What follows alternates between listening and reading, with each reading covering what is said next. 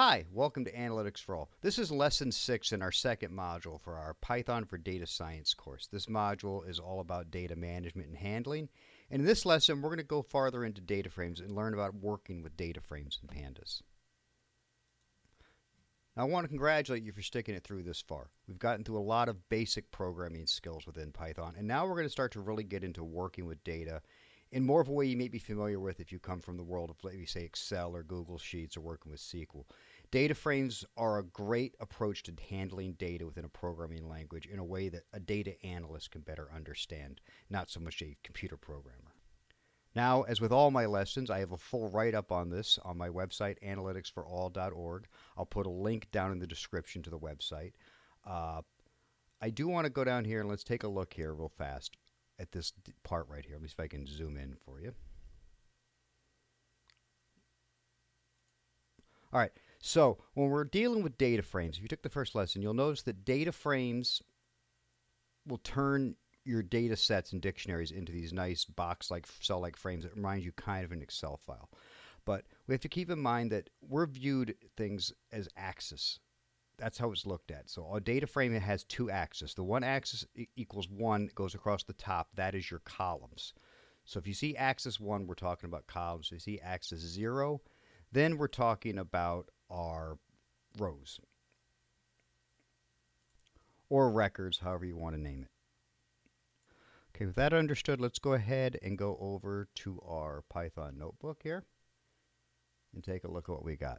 All right, we're going to start by creating a simple dictionary here. We've got 3 key value pairs, name, and then we have a list of names, age, a list of ages, salary, a list of salaries, year, a list of years. If you're not sure how to work with dictionaries, I do have earlier lessons on working with dictionaries. That you can find that in the main course, Python for Data Science. I'll put a link to the main course down below. I've got both video and write-ups. But anyway, let's build this and put it in Y. Then we're going to place it right into our data frame and create a data frame like we did in the last lesson. And there is our data frame.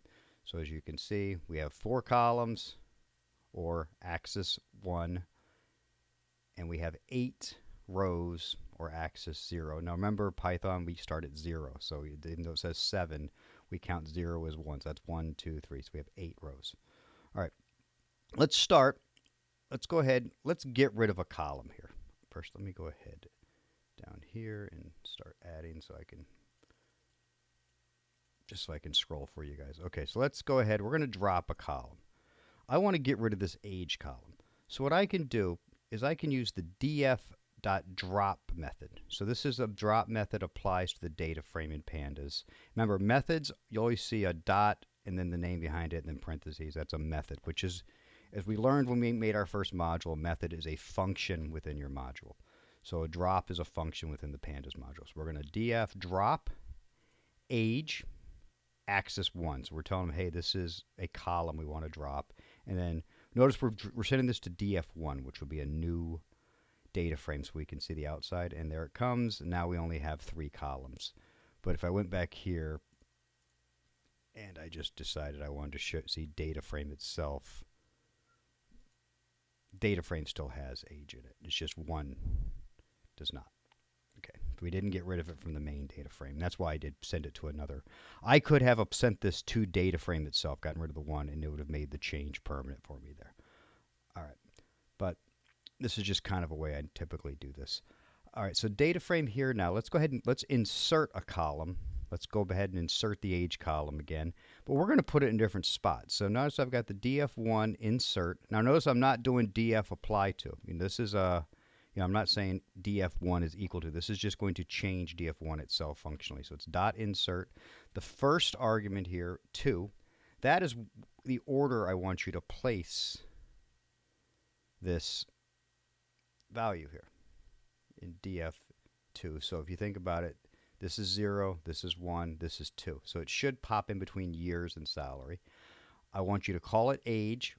Let's, for fun, we can call it something. We'll call it age 1 just so you can see I'm actually putting a new one in there. And df age, we're going to give it df age here, okay? No. So there it is, age 1. It's in there, columns, years, okay? So now let's go ahead. Let's create a new column. Let's call this age when starts. This would be the age somebody were when they started. So because I changed it to age, we're going to make this age 1 here. But notice we're doing, so we just, to create a new column, we just give it the data frame name and just create a new name. This name doesn't exist, so it knows I got to create a new column. And the value is going to be df1 age 1, which I just put in here, minus df1 years. So this will subtract the years you've been working minus the age to give you an idea of how old you were when you started. So there we go. Now let's go down here. Let's create a Boolean. All right. We'll call this one df over 30. So we want to see how many people are over 30 years old here. So we'll check df1 age. Got to put the 1 in because I made the change. Greater than 30.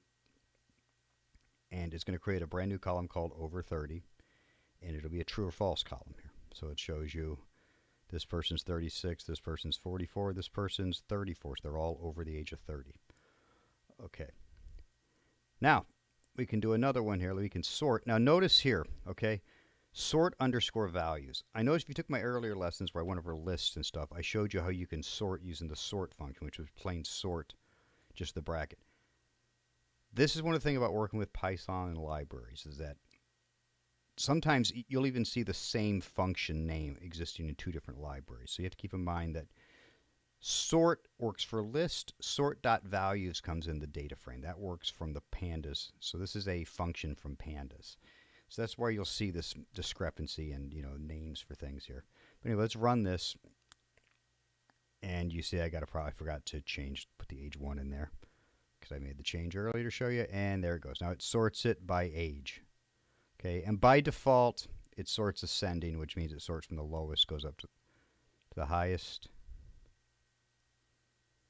I'm sorry, age here is the column we need to be looking at here. And then we can do it again with age ascending false, and that'll bring us backwards. And again, got to put the age 1 in there.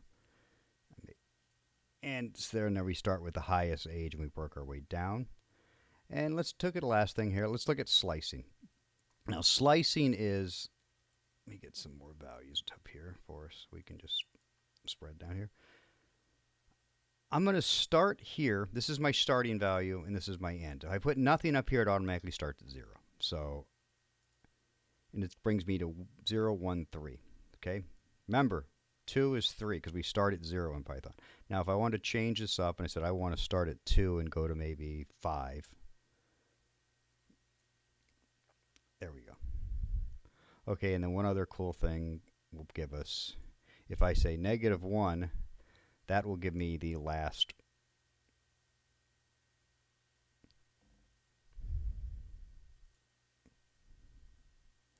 Okay, so yeah, I have to apply the iLock feature here. So this is, again, add another method, iLock, and the -1 will give us the last value here. So you see if here Carlos is number 7, that's our last value. That's what's going to come back, Carlos 6, ... Okay, but just for basic slicing,